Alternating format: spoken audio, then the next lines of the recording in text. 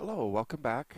This is Matt Zamudio, and this is second video in my Slackware Linux series. Um, in the first episode, I talked about what I called a build pattern that Slackware uses, and kind of showed a little bit about um, kind of what a Slack build is kind of put together from. I'd like to go a little deeper into that in this video and kind of pick up where I left off and show some interesting things, or hopefully interesting things. So I had mentioned, I used grep as an example. This is the Slack build materials for grep. This is the SlackBuilds.org site, and this is the community maintained repository for SlackBuilds for software that is not included in the distribution. So I didn't really go into how the SlackBuilds site works. It's actually pretty simple. You got a little search thing up at the top here. You can select a Slackware release from recent history.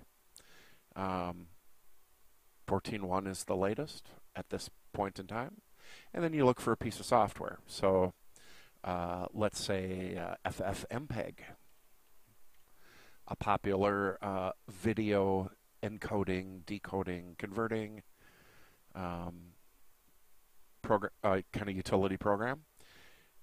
If I do a search for that, I find that there are a number of Slack builds for software that has at least some kind of association with ffmpeg, but at the top you can see there's ffmpeg itself, and it's in this multimedia category. I think I can browse that actual category if I wanted to, but let's say I just want to take this.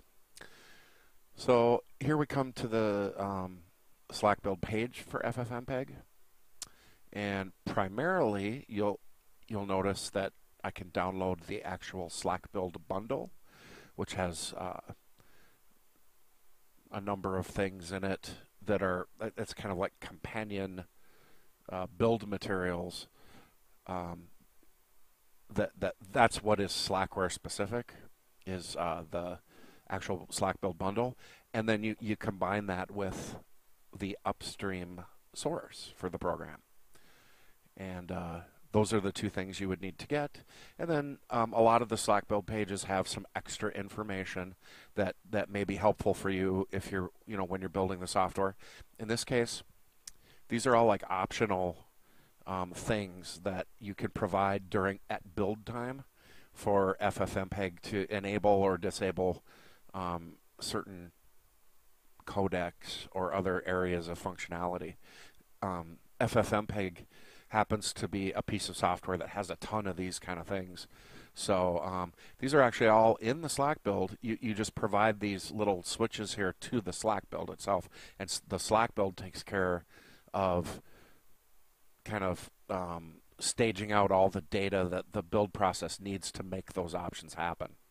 So, and then also you'll see noted here that the maintainer of this particular Slack build, who is Heinz Weisinger, he has been gracious enough to let us know what the actual dependencies for this piece of software are. And typically what this list of dependency contains is anything that the software depends on that is not included in the distribution. So ffmpeg obviously has dependencies on stock or standard things that are in the distribution. We usually don't bother to see those or mention those here, but these two things in particular, lame and x264, are dependencies that we would have to also get and install. And notice there's a link here. We can take that to the slackbuilds.org page for that product. So we have lame here. I just realized I probably should increase my browser size here. So So yeah, and then you have the same kind of page for lame. This is a simpler one. So this is actually pretty typical of a Slack build page. You basically have this piece to get, and then you have that piece. So I'm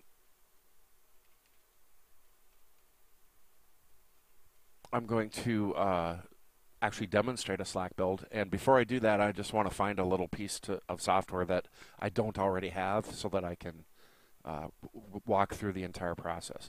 So I do the software building usually as a root because I don't need to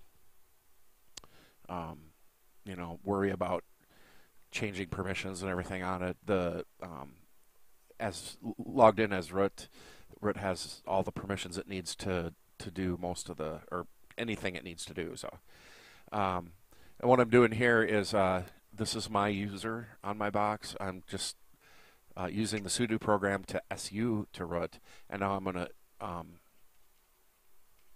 gonna export the display variable. This allows processes now that I start as root in this shell. It allows them to display on my local X display. And I'm going to use a little wrapper script that I wrote called new term, and that just wraps up a bunch of options to pass to X term. And actually, I want this.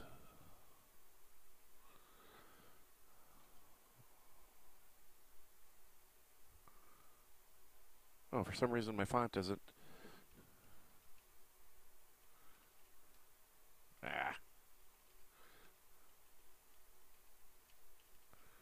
There, that's more what I wanted. Okay.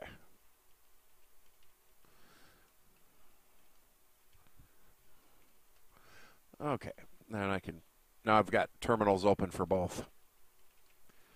Okay, so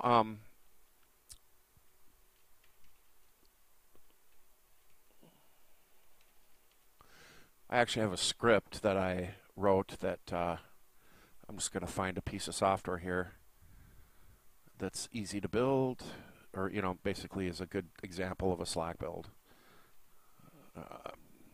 Just bear with me here a sec. Bluefish, JEdit. What do I want here? How about tinyxml? I'm going to build tinyxml. So let me first run through the process of what you would do kind of manually. You would go up and find tinyxml. Oh, and there it is. I guess there's only one match for tinyxml. I guess that's specific enough that there's only one match for it, so it went right to the actual Slack build page. If there was more Slack builds that matched whatever word I'm searching on, you saw earlier that it actually presents you a list, and you can kind of look through that list and see if what you want is actually in there. But this was convenient. So obviously I can click on these links and download these things, but I'm actually going to take a little kind of a shortcut around. I'm going to right click and do copy link location, and then I'm going to come back over to here. And I'm going to use wget.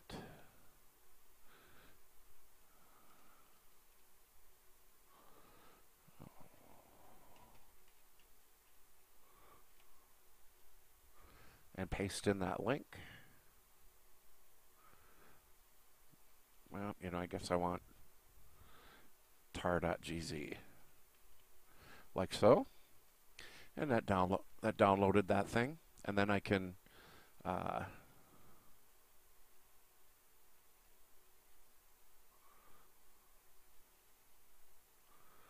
and it created this tinyxml directory here.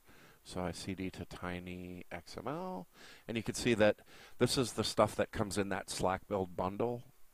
It has the SlackBuild wrapper script. There's also a patch on this piece of software.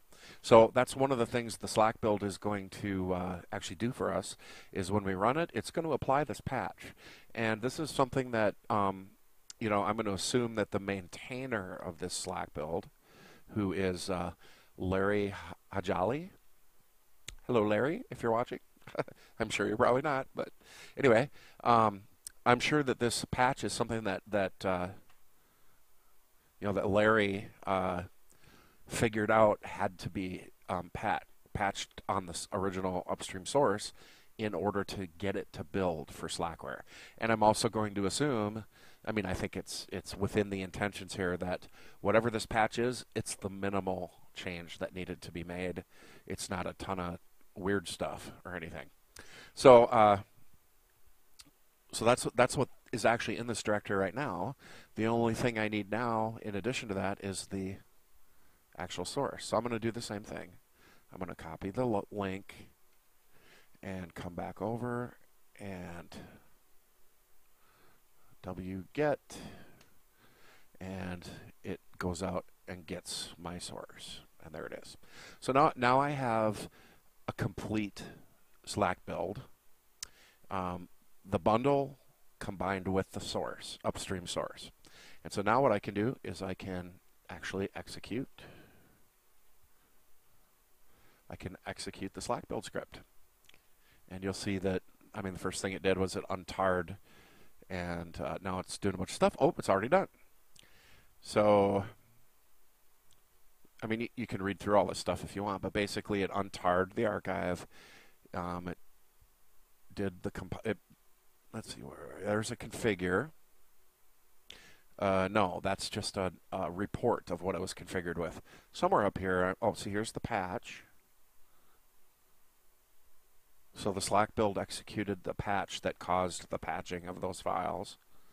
And then under the covers, it ran make. Probably ran configure too, and make, and that's doing these compiles. And eventually created, basically it staged things up and created a package. And you can see that the package is now right there.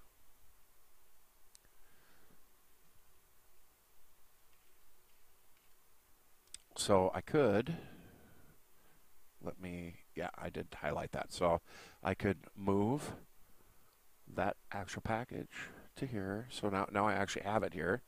And you can see it's got the version of the upstream version of the software, the target platform, and it marks it with an SBO. So you know that it was built by a SlackBuild. And this too it's like some kind of build version. A lot of times that'll say 1. This might be like a second iteration of changes that he may have made to this or something. I'm not completely sure what that 2 means, but it may have something to do. No, I haven't built this on this machine before, so I'm not really sure what that 2 means, but a lot of times you'll see that that's 1. But anyway, all I'd have to do here is install package. Oops. Well, I would execute this command right here, and it installs the software from this binary package. Now I hang on to this package and use it to install any other computer, any other systems that have Slackware 14.1 of the 64-bit variety. This package should work just fine on any of those. So that's what you would typically do. Pretty darn easy.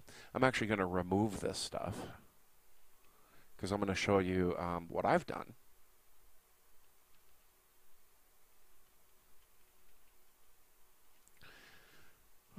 SlackBuild. Okay. We can remove. These are old. I was actually working on some of this stuff, so I don't need that anymore. Okay, so I kind of have I call it SRC. This is kind of where I do software builds and stuff. I also use oh, I've actually got something in there. What did I put in there?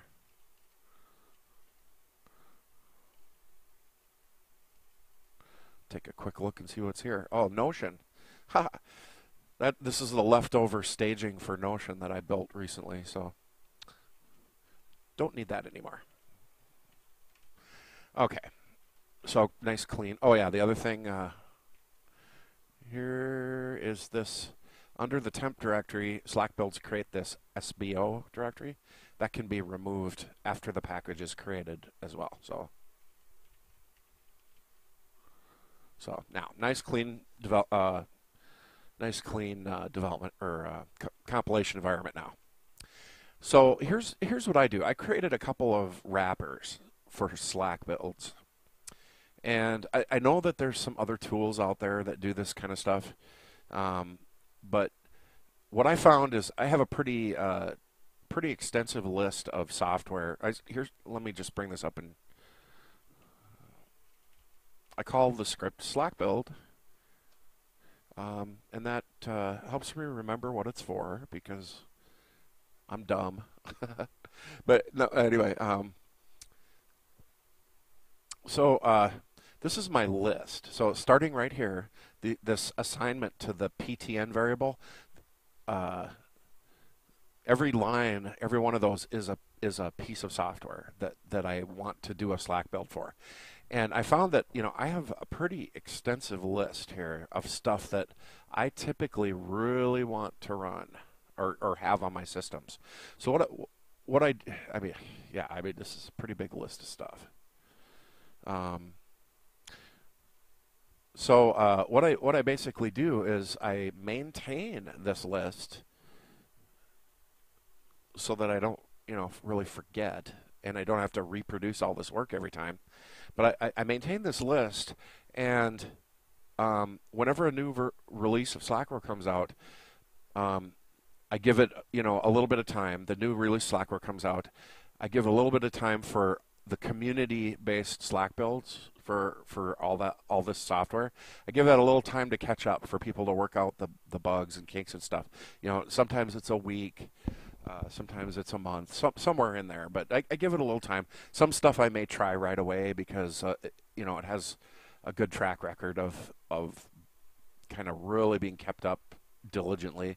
So some of this stuff I have more confidence in, and I'll build it right away as soon as there's a new version of Slackware.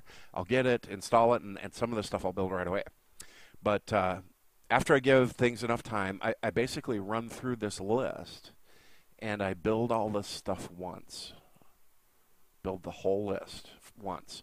And then I hang on to all those packages and just use them after that for all the systems that I install. Okay, so let's see. I did actually build a piece of software here.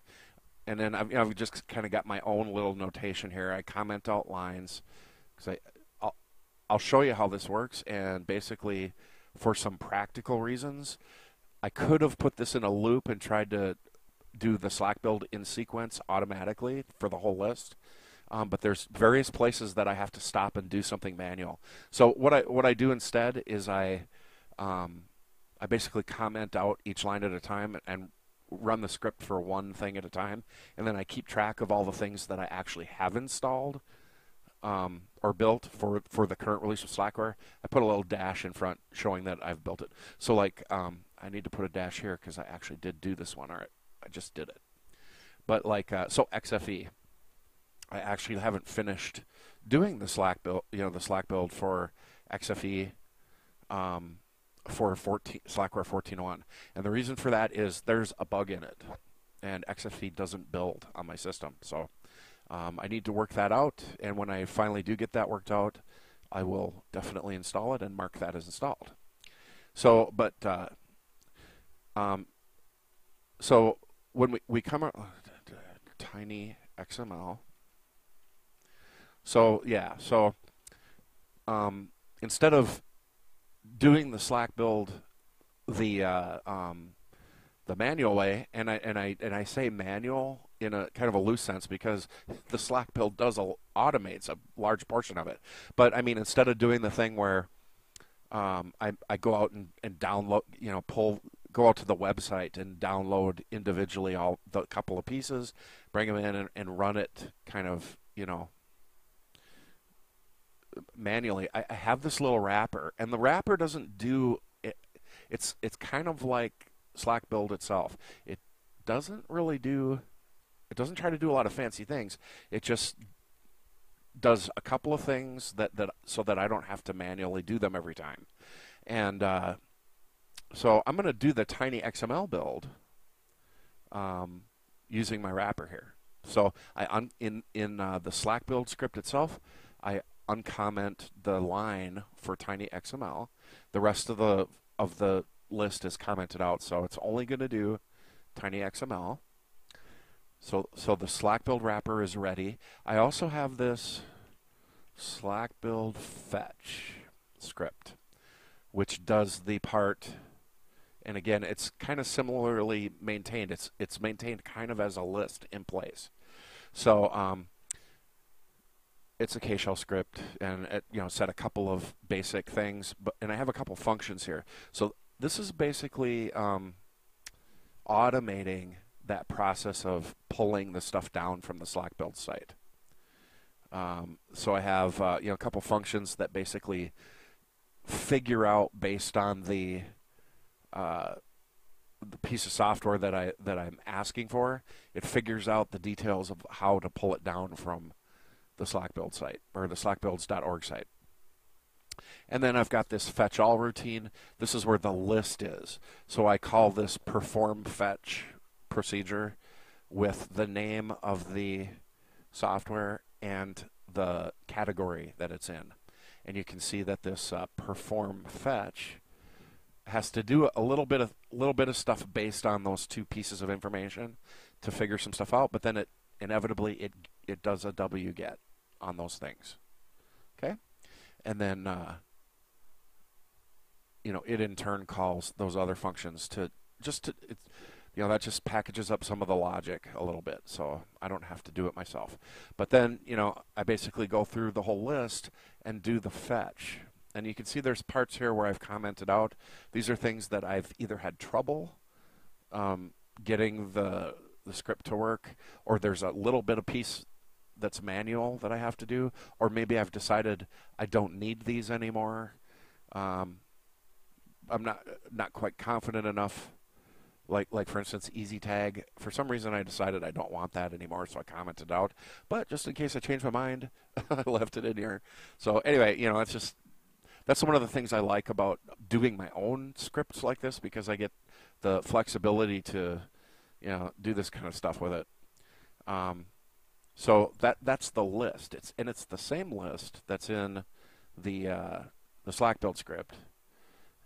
And I'll show you a little bit how I add to it. And then I've got this fetch Adhoc, which is basically does the same kind of thing that the FetchAll does, except it does it only on a piece that I specifically mention right now. So if I find tinyxml, there's the entry in the FetchAll script. I'm going to copy that, and I'm going to put it down here, because that's the one that I want to do right now. And then you can see I've got fetch Adhoc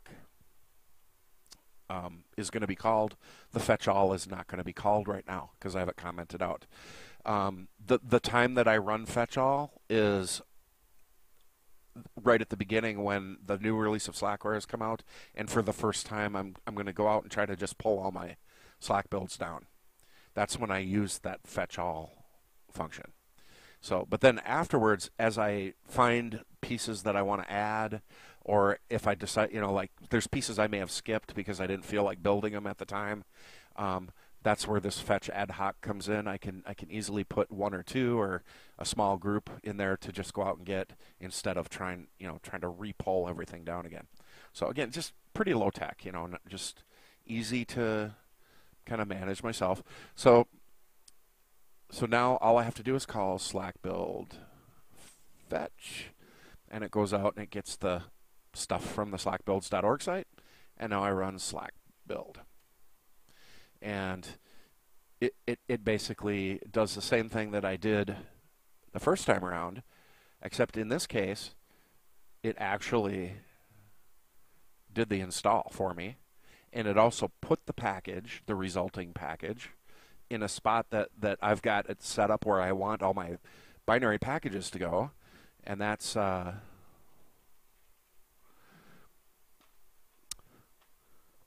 is under here. So there's a I have this link, this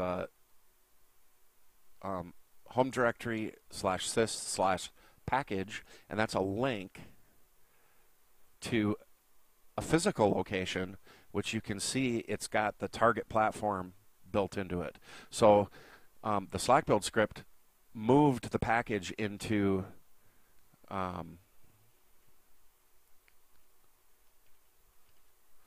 it moved it to this location, but then you can see that that's a link to an actual platform-specific location. And of course, your binary packages are targeted for a particular physical platform, so they have to be kept separate that way. So that's kind of how I accomplish that stuff. And then, of course, the SlackBuild script, or the fetch rather, takes care of the sources actually in the same kind of location. But notice most of the source is platform independent or platform agnostic. So there, I actually do have an x86-64 subdirectory of the source, and there's a couple of exceptions where the upstream source is actually specific to the platform. So then that source stuff would go in there, and that's one of the reasons. That's one of the things. I customize my wrapper script to take care of those exceptions. And sometimes more generic tools or tools that are trying to provide real generalized abstraction of what's going on. Sometimes they will miss exceptions like that, and that causes them to break. But I don't typically have to worry about that, or at least if I run into it once, I tweak my stuff so I don't hit it again, and I can edit my own stuff because since I wrote it and I understand how it works, I can edit it and change it very easily. So the basic process I go through, if I think of a new piece of software that I really want to add to my normal rotation of Slack builds that I have for forever or whatever, my process for adding is first I go out to the SlackBuild site and I figure out. So let's find something interesting that I don't currently have.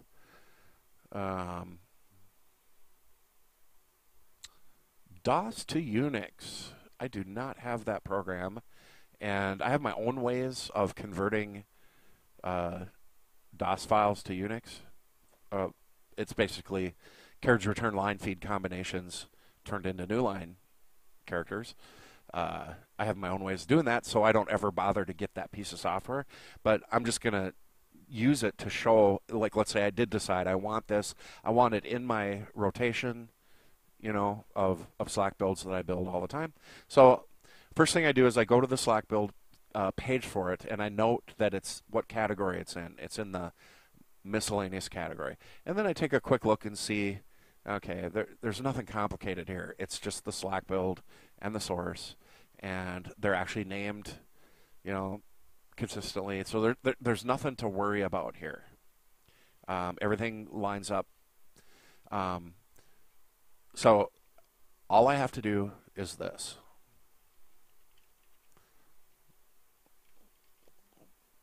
Edit my fetch and decide kind of where. It's kind of a texty kind of tool, so I'm just going to stick it here. DOS to Unix. So this is why I made note of the category. That's the functions that I wrote that figure out the way to download things. They depend on knowing what category it's in. It's possible that I could refactor that and make it even a little more intelligent, but for now that's the way it works. So this is all I have to do, is I add that there, and that's in the all function, the FetchAll function. So if I wanted to do it right now, I would also add it to this one here, because that's the one that's going to execute right now, and and save it, and then also, and I should update this because I actually did install tinyxml, and then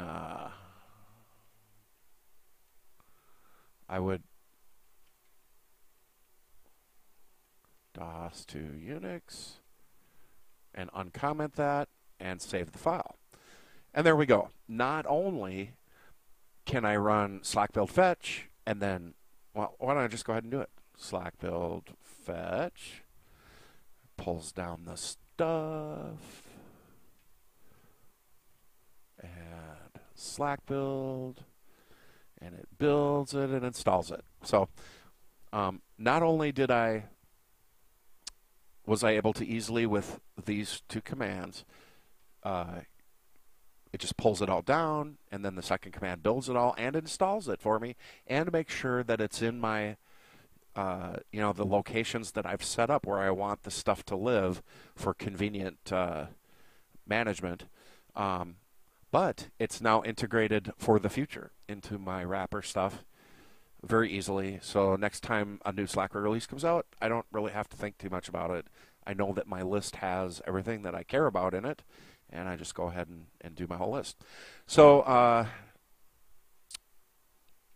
there's kind of the lowdown on SlackBuilds. Not sure. I mean, we could. There could be a lot more to say about. I mean, I could do a review of how the code, how a SlackBuild actually does its work and all that kind of stuff. I mean, there's probably a lot of stuff that could be talked about, but I'm not sure. If I would ever get around to making a video that deep on it. I think this takes it about as far as I want to go, SlackBuild wise. So thanks for listening and watching, and please stay tuned for more videos of stuff along these lines on Slackware, and I will always try to kind of get a Unix perspective in there as well. So yeah, leave comments in the comment section. I'm perfectly happy to answer questions or share any of my stuff, source code for my scripts or whatever, answer questions, whatever. So thanks for watching, and we'll talk to you next time.